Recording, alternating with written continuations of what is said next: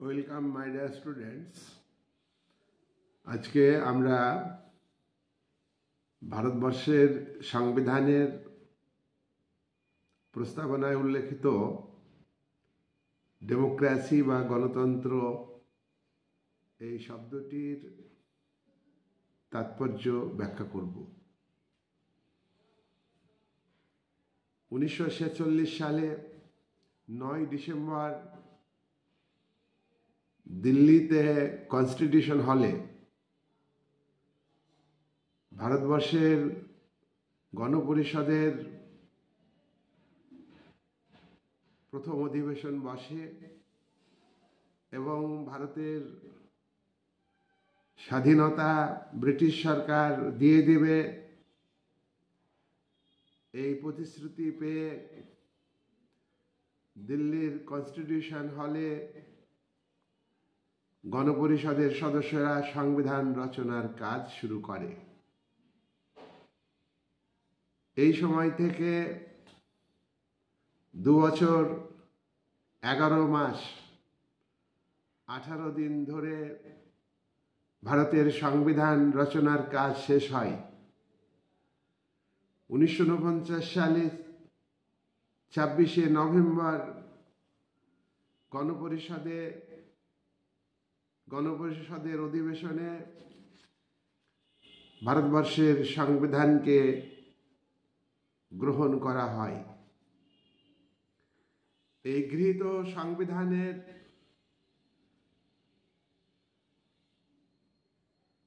প্রথমেই একটি প্রিয়াম্বল বা প্রস্তাবনা উল্লেখ আছে।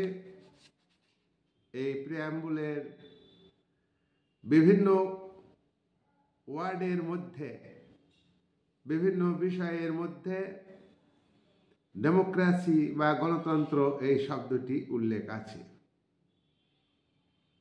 ভারত গণতান্ত্রিক রাষ্ট্র, ডেমোক্রেটিক স্টেট। ডেমোক্রেসি এটি ইংরেজি শব্দ। এই শব্দটি প্রাচীনকালে গ্রীসে খ্রিস্টের জন্মের 400 বছর আগে ব্যবহার করা হয়। এই ডেমোক্রেসি এই শব্দটি দুটি গ্রিক শব্দ থেকে এসেছে। ডিমস এবং ক্রেটস, এই দুটি গ্রিক শব্দ থেকে ইংরাজি ডেমোক্রেসি শব্দটি এসেছে। আর এই ডেমোক্রেসি শব্দটিকে ভারতবর্ষের সংবিধানের প্রস্তাবনাতে উল্লেখ করা হয়েছে। ডিমসের অর্থ হল জনগণ, ক্রেটসের অর্থ হল শাসন। এক কথায় ডিমস আর ক্রেটসের অর্থ হল জনগণের শাসন। তাহলে ভারতবর্ষে সংবিধানের প্রস্তাবনাতে ডেমোক্রেসির অর্থ হল ভারতে জনগণের শাসন ব্যবস্থাকে প্রতিষ্ঠিত করা। ভারতের শাসন ব্যবস্থা জনগণের শাসন ব্যবস্থা। এই অর্থে প্রস্তাবনায় উল্লেখিত গণতন্ত্র শব্দটিকে ব্যবহার করা হয়। আমরা জানি গণতন্ত্র হলো গণতান্ত্রিক শাসন ব্যবস্থা। মার্কিন যুক্তরাষ্ট্রের রাষ্ট্রপতি আব্রাহাম লিঙ্কন 1861 সালে ঘোষণা করেন, government is the people, for the people, by the people.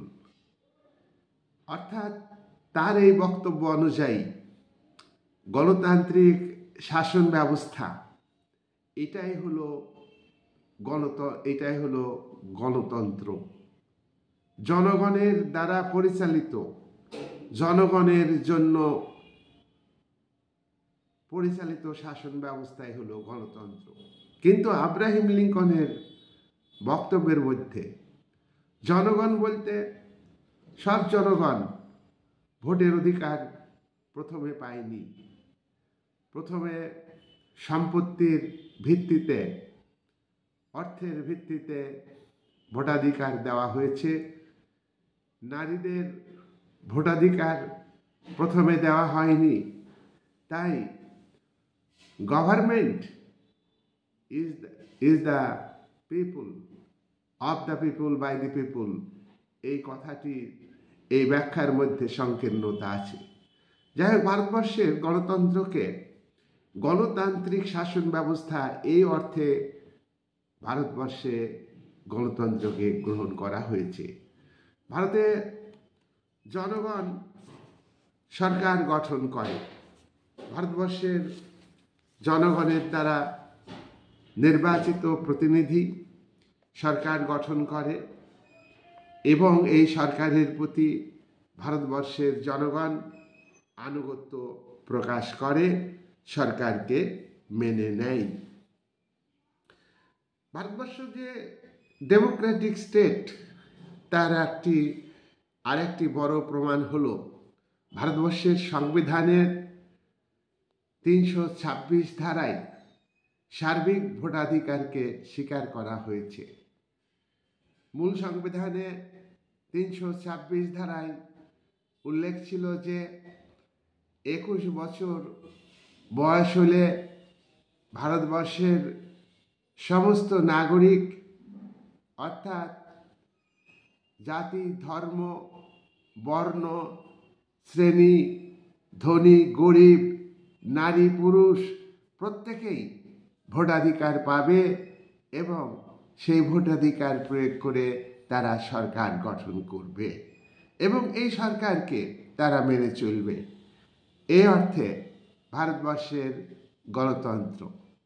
কিন্তু 1987 সালে 86তম সংবিধান সংশোধনের মাধ্যমে ভারতবর্ষের নাগরিকদের যে সার্বিক ভোটাধিকারের বয়স সেটা কমানো হয়েছে। সার্বিক ভোটাধিকারের বয়স 21 থেকে 18 করা হয়েছে।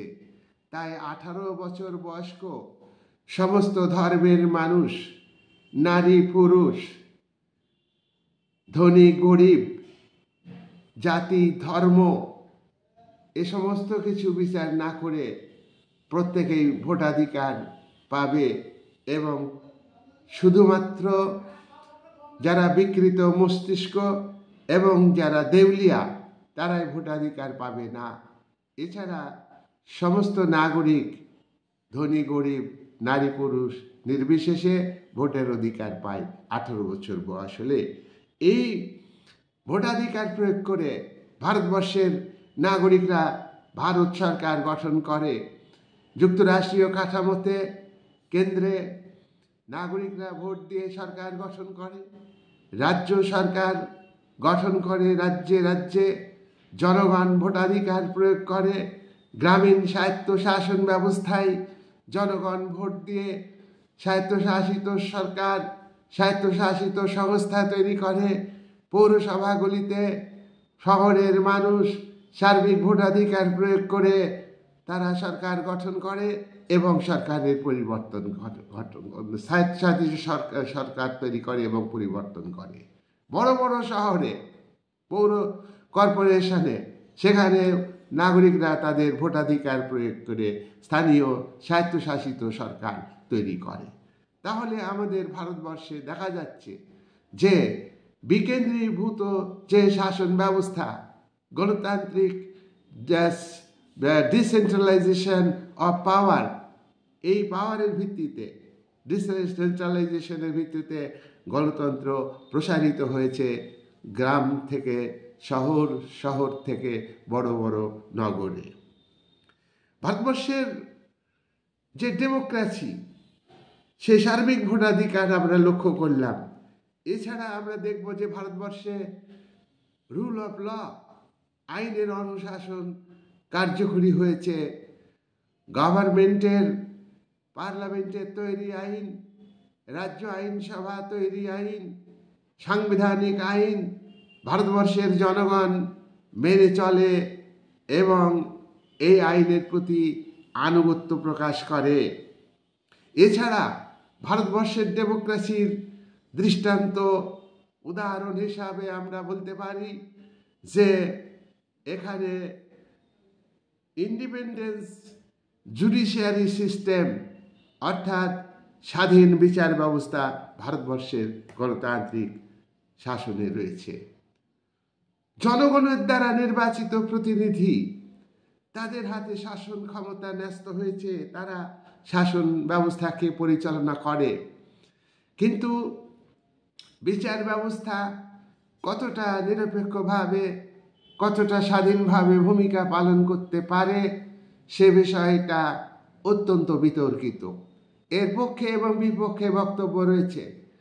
সরকারি ক্ষমতায় যারা থাকে তারা বিচার ব্যবস্থাকে নিজেদের স্বার্থে ব্যবহার করে। এছাড়া ভারতবর্ষের গণতন্ত্রে যে দুর্নীতি, ব্যাপকভাবে দুর্নীতি আজকে ৭৫ বছরের ইতিহাসে আমরা লক্ষ্য করি, সেখানে রাজনৈতিক প্রভাবশালী যারা ক্ষমতায় থাকে তারা জনগণের অর্থ, সরকারের অর্থ মানে কি, জনগণের অর্থ, জনগণের আয়ের অর্থ, সেই অর্থ তারা আত্মসাৎ করে ব্যক্তিগত স্বার্থে।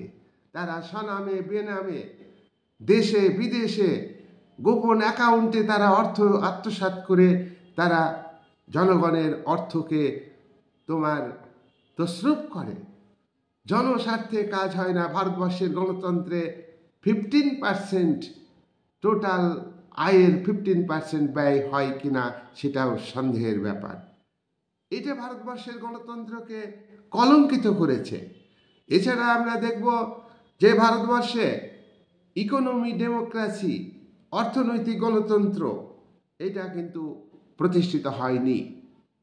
আমরা কথা জানি যে ইকোনমি ডেমোক্রেসি ছাড়া সোশ্যাল ডেমোক্রেসি, পলিটিক্যাল ডেমোক্রেসি কার্যকরী হয় না।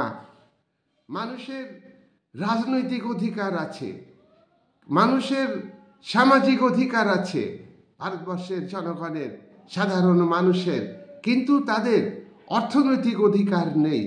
তারা পেশা গ্রহণ করতে পারে না, তারা বেকার, এবং তারা তাদের যে পরিশ্রম, সেই পরিশ্রমের ন্যায্য অধিকার, ন্যায্য মজুরি তারা কিন্তু পায় না।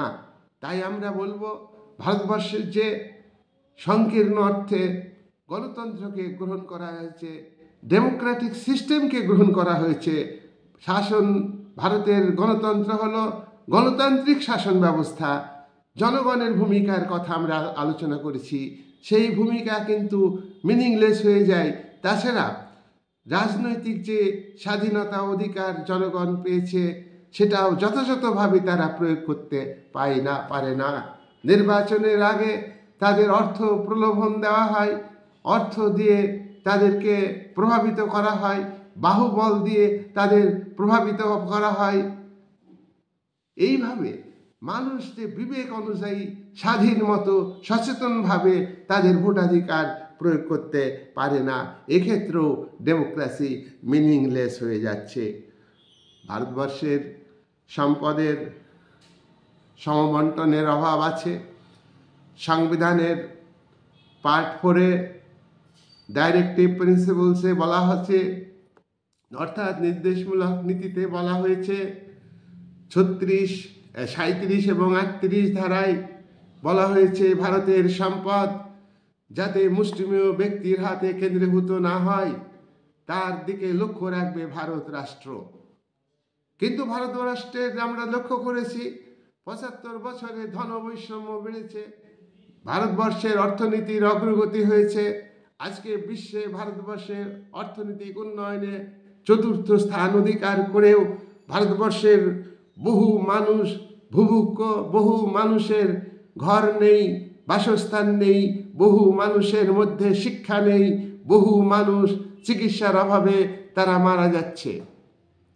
এই দৈন্যতা ভারতবর্ষের গণতন্ত্রে লক্ষ্য করা যায়।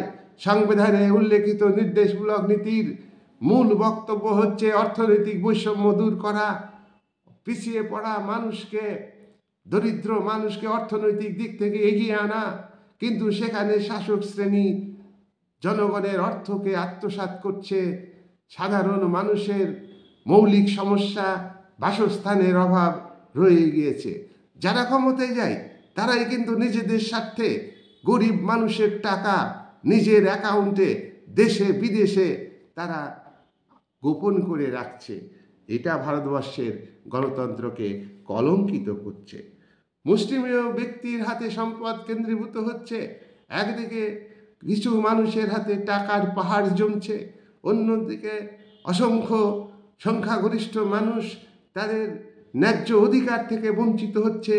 ন্যায্য জীবন জীবিকা তারা পালন করতে পারছে না, এডুকেশন থেকে বঞ্চিত হচ্ছে, তাদেরকে বঞ্চিত রাখা হচ্ছে কৃত্রিমভাবে। মুখে যতই গণতন্ত্রের কথা বলা হোক না কেন, তাই ভারতবর্ষের গণতন্ত্র হলো মুষ্টিমেয় ব্যক্তির গণতন্ত্র। ভারতবর্ষের সংবিধানের ৪৫ ধারায় উল্লেখ আছে, নির্দেশমূলক নীতিতে উল্লেখ আছে যে ৬ থেকে ১৪ বছরের বয়স্ক বালক বালিকাদের বাধ্যতামূলক অবৈতনিক শিক্ষা ভারত রাষ্ট্র দেবে। কিন্তু সেটা কার্যকরী হয়নি। ভারত সরকারের বক্তব্য থেকে এটা স্পষ্ট হয়। আমরা লক্ষ্য করেছি ২০০২ সালে ভারত সরকার সংবিধান সংশোধনের মধ্য দিয়ে ১১তম কর্তব্য হিসাবে উল্লেখ করেছে যে ৫১A ধারায় উল্লেখ করা হয়েছে যে ৬ থেকে ১৪ বছরের বালক বালিকাদের লেখাপড়া শেখাবে, শিক্ষা গ্রহণে বাধ্য করবে তার অভিভাবকরা শিক্ষা দেবে, তাদেরকে সচেতন শিক্ষিত করবে। ২০০২ সালে এটা প্রমাণ হয় ভারত সরকারের ব্যর্থতা। সরকার নিজেই স্বীকার করেছে যে ৪৫ ধারায় উল্লেখিত যে বক্তব্য কার্যকরী হয়নি, তার বড় প্রমাণ ২০০২ সালে সংবিধান সংশোধনের মাধ্যমে ২১A ধারায় উল্লেখ করা হয়েছে যে ৬ থেকে ১৪ বছরের বয়সের বালক বালিকাদের লেখাপড়া করার অধিকার, এটা হচ্ছে মৌলিক অধিকার। তাহলে একদিকে বলছে যে মৌলিক অধিকার, অন্যদিকে বলা হচ্ছে যে ভারতবর্ষের নাগরিকদের, অভিভাবকদের ১৪ বছর বয়সের নিচে ছেলে মেয়েদের লেখাপড়া শেখাতে হবে। রাষ্ট্র তার নিজের দায়িত্বকে এড়িয়ে যাচ্ছে। এটা তো প্রকৃত অর্থে ডেমোক্রেসি নয়। আমরা লক্ষ্য করেছি যে ভারতবর্ষের সংবিধানের ৩য় অধ্যায়ে ফান্ডামেন্টাল রাইটস, নাগরিকদের ফান্ডামেন্টাল রাইটস ঘোষণা করা হয়েছে। মূল সংবিধানের ৭টি ফান্ডামেন্টাল রাইটসের কথা উল্লেখ ছিল। পরবর্তীকালে ১৯৭৮ সালে ৪৪তম সংবিধান সংশোধনের মাধ্যমে রাইট টু প্রপার্টিকে মৌলিক অধিকারের অধ্যায় থেকে বাদ দেওয়া হয়েছে। ৩০০ক ধারায় রাইট টু প্রপার্টিকে একটা সাধারণ অধিকার হিসাবে বিধিবদ্ধ করা হয়েছে। তাহলে আমরা দেখছি যে ৭৮-এর সময় থেকে ভারতবর্ষের নাগরিকদের ৬টা মৌলিক অধিকার উল্লেখ আছে। ৬টি মৌলিক অধিকারের মধ্যে অর্থনৈতিক অধিকারের কথা উল্লেখ করা হয়নি। এই ৬টি মৌলিক অধিকারের মধ্যে, এই ৬টি মৌলিক অধিকারের মূল বক্তব্য হচ্ছে রাজনৈতিক বক্তব্য। ১৪ থেকে ১৮ ধারা পর্যন্ত যে সাম্যের অধিকারের কথা বলা হয়েছে, সেটা কিন্তু অর্থনৈতিক সাম্য নয়। সাম্যকে একটা রাজনৈতিক আদর্শ হিসাবে গ্রহণ করা হয়েছে। ১৪ ধারায় বলা হয়েছে equality before the law, equal before the law, আইনের চোখে সবাই সমান, equal protection before the law, আইন সবাইকে সমানভাবে রক্ষা করবে। এর মধ্য দিয়ে অর্থনৈতিক বৈষম্য দূর করার কথা বলা হয়নি। কিছুটা সামাজিক স্বাধীনতার কথা বলা হয়েছে, অস্পৃশ্যতা দূরীকরণের কথা বলা হয়েছে ১৭ ধারায়। ১৯ ধারায় যে 7 ফ্রিডমের কথা বলা হয়েছে, বর্তমানে 6 ফ্রিডমের কথা বলা হয়েছে, তা কিন্তু অর্থনৈতিক বিষয় না। অর্থনৈতিক বিষয়ের কথা সামান্যতম উল্লেখ করা হয়েছে ২৩ ধারায়, যে নাগরিকদের বেকার খাটানো যাবে না, শিশুদের বিক্রি করা যাবে না। কিন্তু শিশু পাচার হামেশাই ঘটছে ভারতীয় গণতন্ত্রে। এবং ন্যায্য মজুরি ভারতবর্ষের শ্রমিকরা পাচ্ছে না। 24 ধারায় উল্লেখ করা হয়েছে 14 বছর বয়স পর্যন্ত বালক বালিকাদের বিপজ্জনক কোনো কাজ করিয়ে নেওয়া যাবে না। কিন্তু ভারতবর্ষে দেখা গেছে সুপ্রিম কোর্টও স্বীকার করে নিয়েছে যে এদেরকে বিপজ্জনক কাজ করিয়ে নেওয়া হয়। শাসক শ্রেণী গণতন্ত্রের মানে বোঝে কিনা সেটা বিতর্কিত। শাসক শ্রেণী গণতন্ত্রের কথা বলে, শাসক শ্রেণী নিরপেক্ষ বিচার ব্যবস্থার কথা বলে, কিন্তু ভারতবর্ষের গণতন্ত্রে আমরা লক্ষ্য করি এটা কিন্তু হয় প্রতিষ্ঠিত হয়নি। প্রকৃত অর্থে যে ডেমোক্রেসি, প্রকৃত অর্থে ব্যাপক অর্থে ডেমোক্রেসি, ব্যাপক অর্থে ডেমোক্রেসি কি? ব্যাপক অর্থে ডেমোক্রেসিকে ভারতীয় সংবিধানের প্রস্তাবনায় উল্লেখ করা হয়নি। ব্যাপক অর্থে ডেমোক্রেসি হলো এমন একটা সমাজ ব্যবস্থা যেখানে অর্থ বৈষম্য থাকবে না, প্রত্যেকটা মানুষ কাজ পাবে, প্রত্যেকটা মানুষ সুযোগ সুবিধা পাবে এবং সুযোগ সুবিধা পেয়ে তাদের ব্যক্তিত্বের পরিপূর্ণ বিকাশ ঘটাবে। রাজনৈতিক স্বাধীনতা, অর্থনৈতিক স্বাধীনতা, সামাজিক স্বাধীনতা, শিক্ষা সাংস্কৃতিক স্বাধীনতা, প্রত্যেকটা স্বাধীনতা এবং অধিকার পাবে। কিন্তু ভারতবর্ষে নামে মাত্র ভোটাধিকার দেওয়া হয়েছে, নামে মাত্র তাদের স্বাধীনতা, রাজনৈতিক স্বাধীনতার কথা বলা হয়েছে। তাও রাজনৈতিক স্বাধীনতাকে যথাযথভাবে ব্যবহার করতে দেওয়া হয় না। শাসক শ্রেণী বাহুবল খাটিয়ে তাদের ভোটাধিকারকে যথাযথভাবে প্রয়োগ করতে দেয় না। এটা কি পলিটিক্যাল ডেমোক্রেসি কি আছে? পলিটিক্যাল ডেমোক্রেসিও নেই, সোশ্যাল ডেমোক্রেসিও নেই। অর্থবানরা প্রভাব খাটিয়ে সমাজে সাধারণ মানুষকে বঞ্চিত করে, সাধারণ মানুষকে মর্যাদা দেয় না। শাসক শ্রেণী সাধারণ মানুষের কাছে শুধু ভোটের আগে তারা মর্যাদা দিতে আসে, বাকি সময়ে তারা মর্যাদা দেয় না। তাহলে যার শোষিত মানুষের যাদের অর্থ, সরকারি অর্থ, পাওনা অর্থ, সেই অর্থ আত্মসাৎ করছে এবং যারা রক্ষক তারাই ভক্ষক। এই কি গণতন্ত্র? এই গণতন্ত্র তো সত্যিকারের গণতন্ত্র নয়।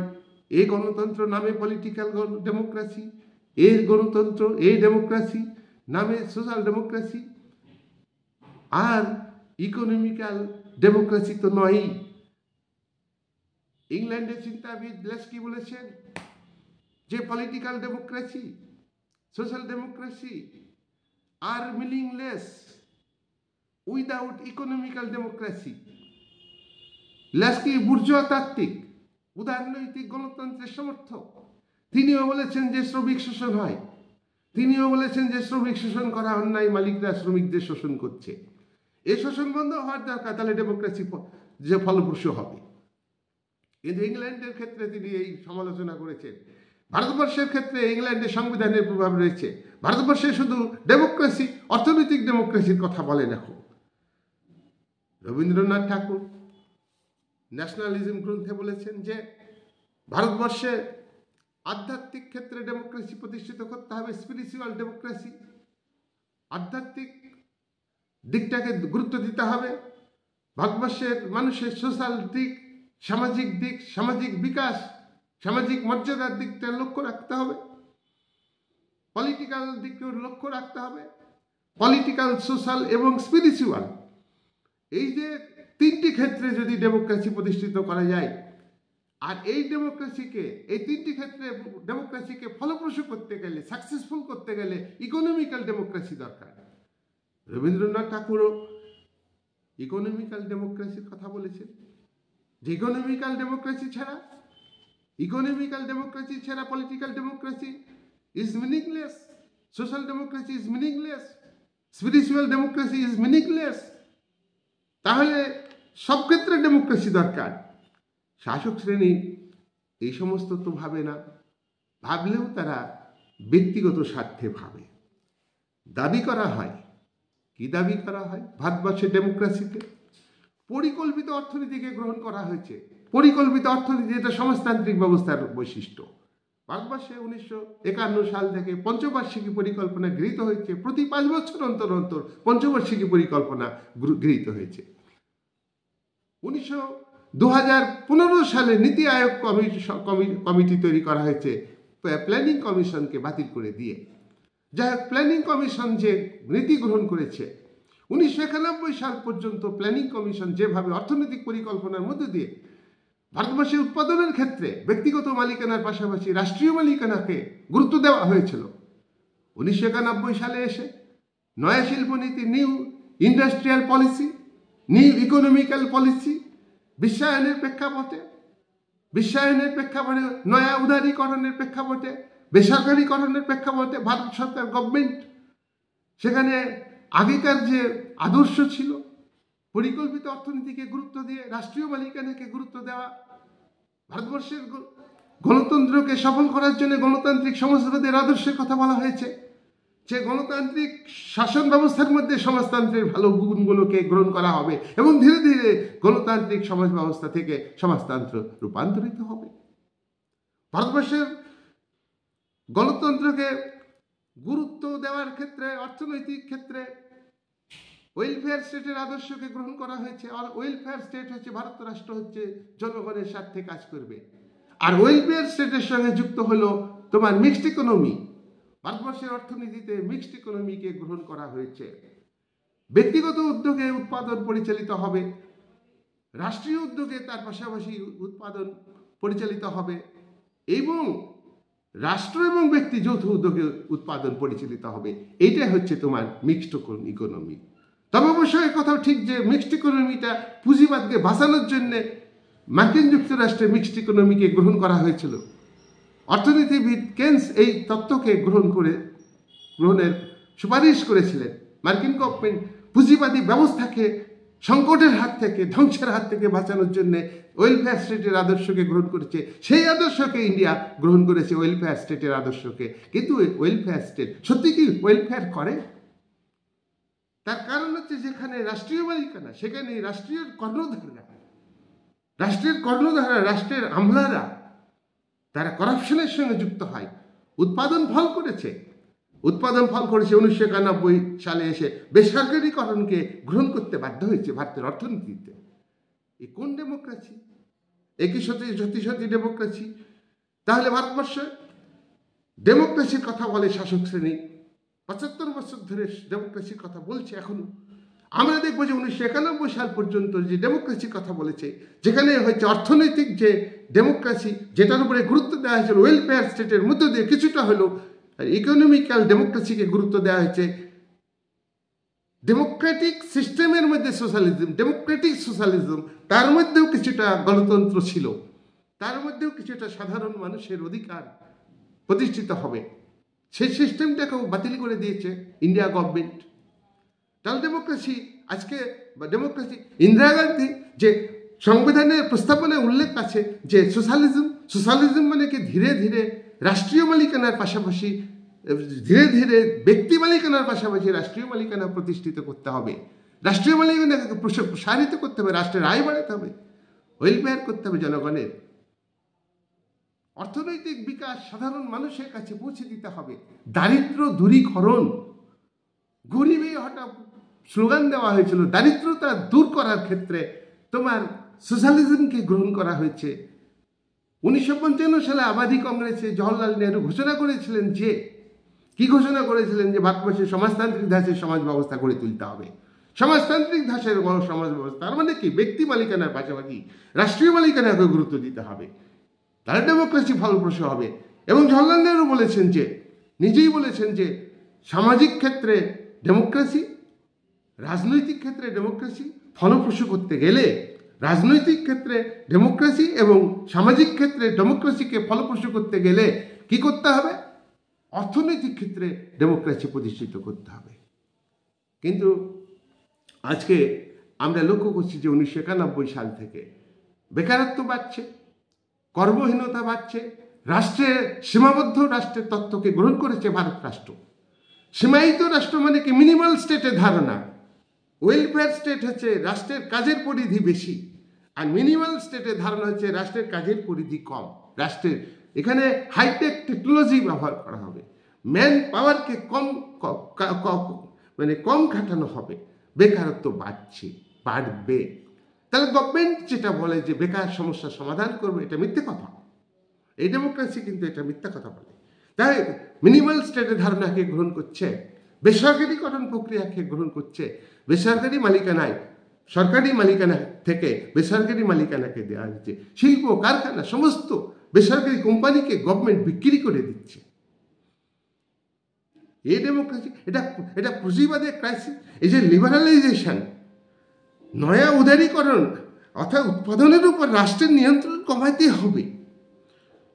লাসে ফেয়ার থিওরি যেটা হলো তোমার উদারনীতিবাদের প্রথম দিকে ছিল, অ্যাডাম স্মিথের থিওরিতে ছিল অবাধ ব্যবসা বাণিজ্যের কথা, সেটাকে খোলা বাজার অর্থনীতিতে পরিণত করা হয়েছে। এখানে নিউ লিবারালাইজেশন, অর্থাৎ এটা হচ্ছে নয়া উদারীকরণ, অর্থাৎ উৎপাদনের ক্ষেত্রে ব্যক্তি মালিকানাকে আরও প্রসারের সুযোগ করে দিতে হবে, বাজার তৈরি করে দিতে, বাজারে যাতে ব্যক্তি মালিকরা, শিল্পপতিরা উৎপাদন করতে পারে তার পরিবেশ তৈরি করে দেবে রাষ্ট্র। অর্থাৎ ব্যক্তি মালিকানাকে জামাই আদরে রাখতে হবে রাষ্ট্রকে। মিনিমাল স্টেটের ধারণা কি করে সম্ভব? সোশ্যালাইজেশনের মাধ্যমে, যেটা সোশ্যালাইজেশনের মাধ্যমে বলা হয়েছিল যেখানে এখানে তোমার সোশ্যালিজম প্রতিষ্ঠিত করতে হবে, ডেমোক্রেটিক সোশ্যালিজম প্রতিষ্ঠিত করতে হবে, ওয়েলফেয়ার স্টেটকে কার্যকরী করতে হবে, কোনোটাই হয়নি।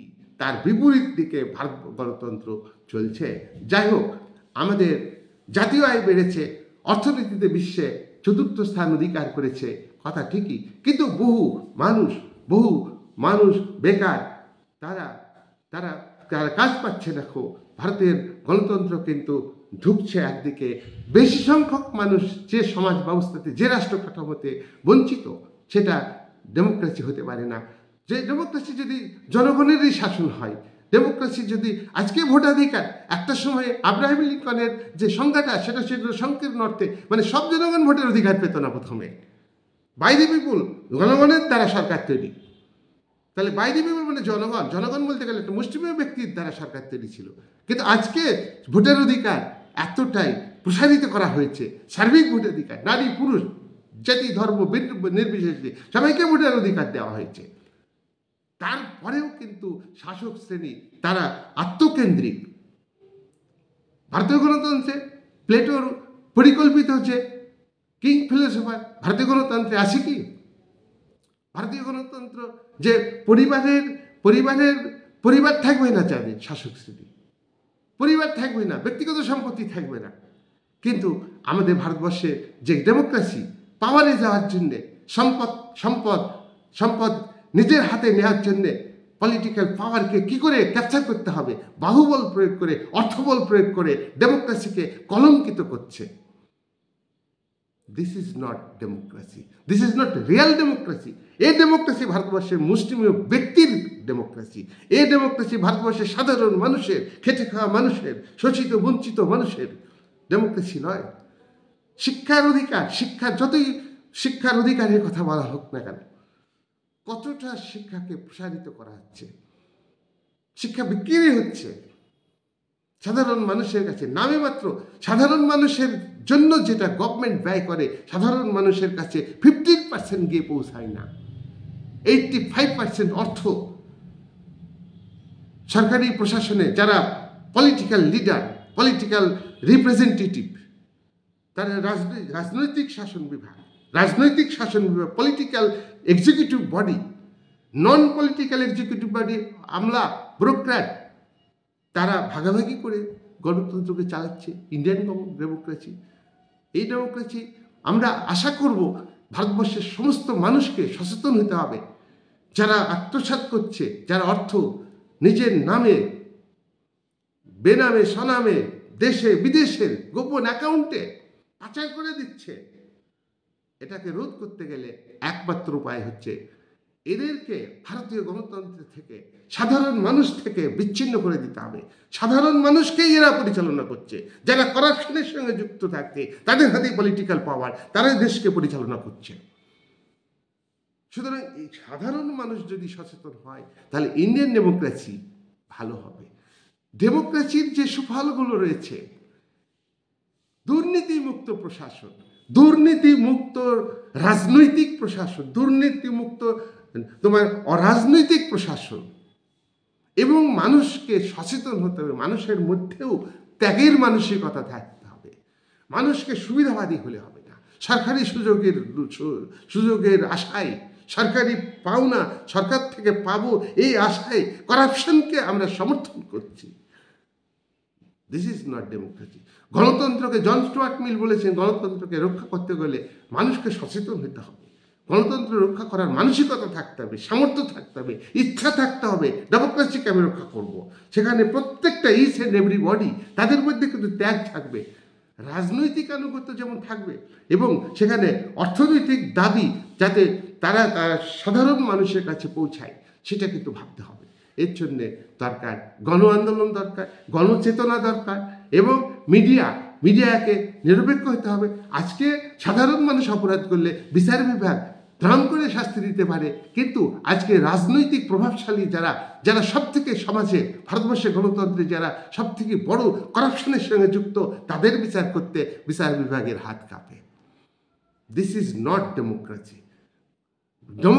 গণতন্ত্রের রক্ষা করবে এক্সিকিউটিভ বডি, পলিটিক্যাল পার্টির বডি, এবং লেজিসলেচার আর পলিটিক্যাল পার্টি।